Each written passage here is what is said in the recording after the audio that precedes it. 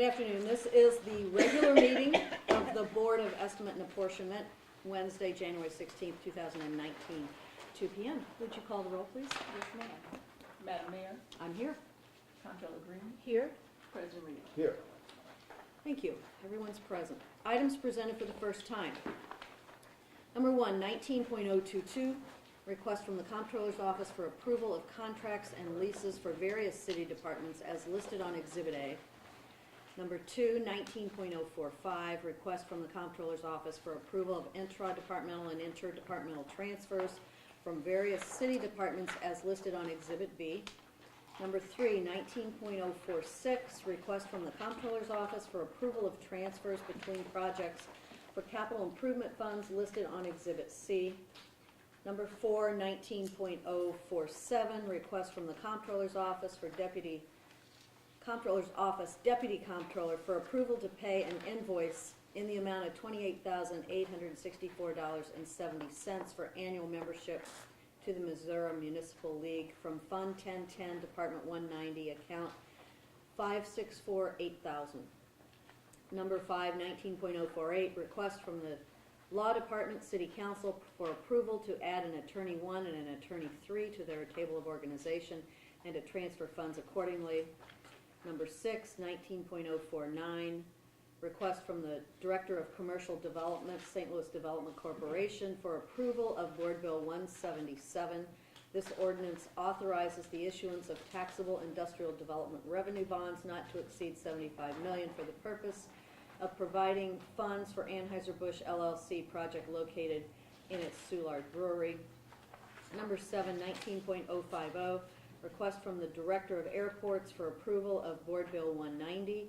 This ordinance authorizes a public works and improvement program at the airport at a total estimated cost of $6 million as follows: $588,964 from the Airport Development Fund and $5,411,036 from the Passenger Facility Charge Fund to be expended on the Airfield Building and Environs Project.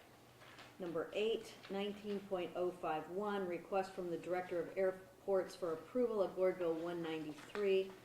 This ordinance authorizes a second restated and amendment lease agreement with Bi-National Gateway Terminal, LLC, as lease agreement AL-094, replacing lease agreement AL-020, authorized by ordinance 70338. Number 9, 19.052, request from the Comptroller's Office, Deputy Comptroller, Finance and Development, for approval of Board Bill 222. This ordinance authorizes the sale of general obligation bonds in an aggregate amount not to exceed $40 million, of which no more than $6 million is to be issued annually. Proceeds are to stabilize vacant residential properties owned by LRA. That's the extent of our agenda. I'm going to move that we adopt items 1 through 9 as presented, but I have a question on item, I think it may be item 8. Okay, so we have a motion to accept items 1 through 9. Yeah. Is there a second? A second. Any discussion? Yeah, I'd just like to know on this new lease agreement with Bi-National Gateway LLC, AL-094, replacing the original lease agreement, AL-020. What's the length of that extension? I just want to make sure that I'm looking at the thing correctly. I'm sorry, President, I couldn't hear the question. So the question is, what's the lease of the length of the extension of the Bi-National lease? Yeah. The lease extension went from a 40-year lease to a 49-year lease, but it's based on the effective date of the initial lease. So in reality, it added 6 years. Okay. So. And that was primarily due and necessary due to the financing that they're anticipating using. Historical tax credits, IRS codes require a certain period of time, and this is to make sure that they adhere to those requirements. That they can get it all done. Mm-hmm. And is the vendors in an agreement that they can actually meet that timeline and that 6 years does it? Yes. The good thing is that under this ordinance and this agreement, and the people they have working for them, they have 19 months to complete phase one. Their plans are to have at least in the first 9 months, 19 months starting when? starting at the commencement date of this agreement. So the minute, once this agreement is voted out of here and then it's But it'll happen, codified, then that's when. what happens actually is that upon your approval and execution, that'll establish the execution date. On the execution date, which we anticipate to be March 1st, they'll have 5 days to pay us some back rent of $46,000. Okay. The next thing they have to do within a certain time period is provide us the final package for their financing plan for our review and approval. They have a period of time to do that. They anticipate doing that before the end of March. Okay. Upon doing that, the commencement date will be triggered upon them satisfying the financial plan, paying us all back rent all the way up to March 1st, which will be another $400,000. A release of all and any disputes that we may have in the past, bonds, performance bond, insurance, those kind of things. Then the commencement date is triggered. Okay. And then the timeline starts, and they have 19 months to complete phase one. They have plans to do, actually, the first part of this will be high bay, clean up the high bay, some office area, and really good for us, about 189,000 square feet ramp replacement. Okay. So their plans are basically to be starting operations in 9 to 10 months. So then it goes from there. Did you not, one additional thing, President, is even though the first phase may take 19 months to complete in totality, It could be they can begin operating several months into that once the ramp is complete Completed. and the cleanup of the environmental issues inside is complete. Yeah, So the goal for them would be to start actually operations in the first 8 to 9 months of that 19-month phase period. Okay. That's just the contract, not, they have to get it done that period. Yeah. The second phase has to be done within 12 months after that. The last phase has to be done within 11 months. Altogether, the whole thing has to be done in 42 months. Their plans are actually to have this all done within 2 years. Okay. All right, I think that's similar. I have questions about item 6.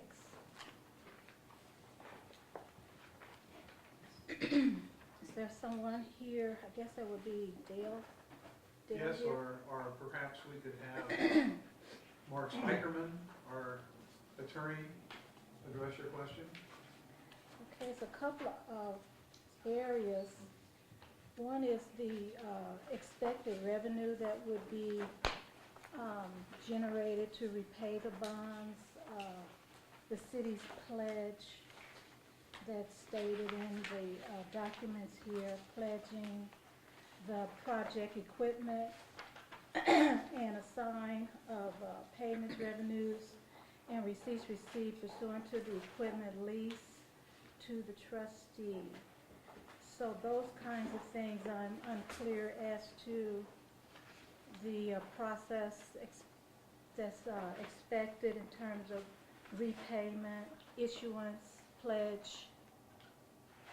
And these appear to be taxable, stated here that they're taxable. I'm unclear about the project itself. I don't know if there was someone in my office that was briefed, but I'm unclear. Yes, we work with Tom Ray on this, your outside counsel, Mm-hmm. and be happy to address any of the business deal terms. The structure is a Chapter 100 taxable industrial revenue bond. The city has used these in the past, but not very often. I think the most recent was for Viva Pharma 2 years ago, so it's been a little while. But this bond issue is not a real bond issue, the way we think of funding city capital improvements. The city here is serving as a conduit. There are no tax dollars at all pledged to repayment of those bonds. The bonds are purchased by the company, and they're payable only from lease revenues paid by the company. So essentially, the company takes money out of one pocket, puts it in the other. We don't actually have money to change hands. We just record offsetting transactions. And the purpose of this transaction, all this paper, is essentially to facilitate a 5-year, 75% personal property tax abatement. Well, that was the other area, because it appears that embedded in here is a tax abatement, and you're saying that it's a 5-year tax 5 years, abatement? 75%, yes. It's a personal property abatement as opposed to a real estate. That is correct. And so that is to, and I hate to use the word avoid paying taxes on personal property, but I will because I have to, people pay personal property. Is that the essence of this deal, is to have the entity to not pay personal property Right, they will taxes? pay a reduced personal property tax. Interesting. Only on the new, Only only on the new this investment, equipment, or yes. new equipment Yep. bought? And there's also a jobs provision that requires them to maintain 700 jobs, which is roughly what they're at right now through the term of the abatement. If they go below that, there's a 3% penalty per job, and if they go below 675, the abatement ends. So now, does the job provision go beyond this memo? In other words, is it part of the indenture? In other words, is it concrete? It is concrete. You'll find it in section 3.3 of the performance agreement, which is the last, exhibit E to the board bill. Okay. Okay. So it's in the board bill, but will it find its way into the indenture? Yeah, it's in the performance agreement, which is separate from the indenture, but it's part of the bond document package. And that agreement is an agreement between Anheuser-Busch and the city. Okay. Just want to be clear. Thank you. Yep.